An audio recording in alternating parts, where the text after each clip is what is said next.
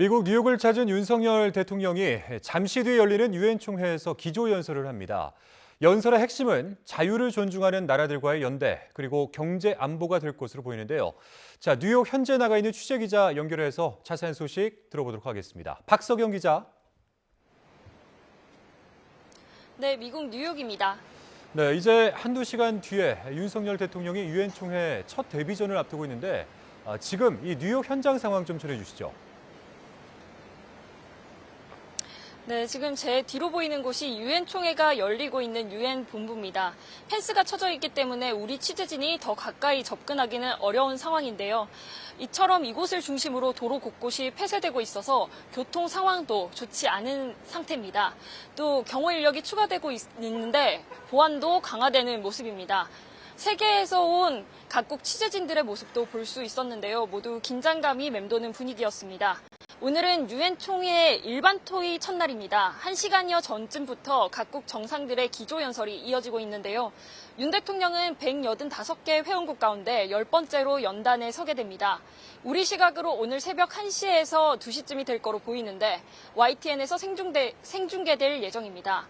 15분 정도 우리말로 발표하게 되는데 연설문의 핵심 키워드 자유와 연대입니다.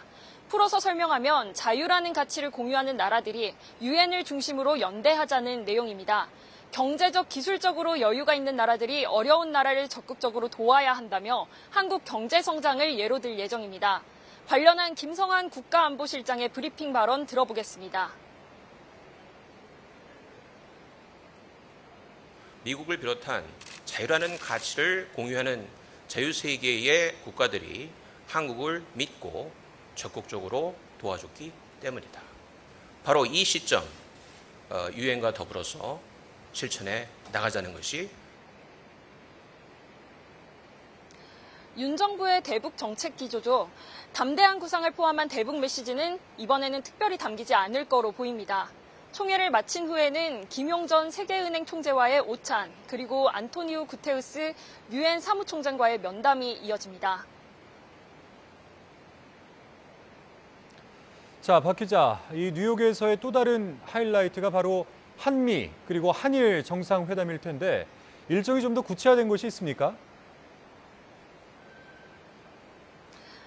한미 정상회담의 시간이 임박해오고 있지만 아직 구체적인 일정이 발표되지는 않았습니다.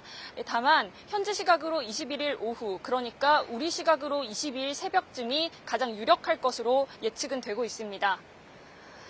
이번 유엔 총회를 계기로 한일 정상회담이 성사된다면 지난 2019년 문재인 전 대통령과 고 아베 전 총리가 만난 이후 2년 9개월 만입니다.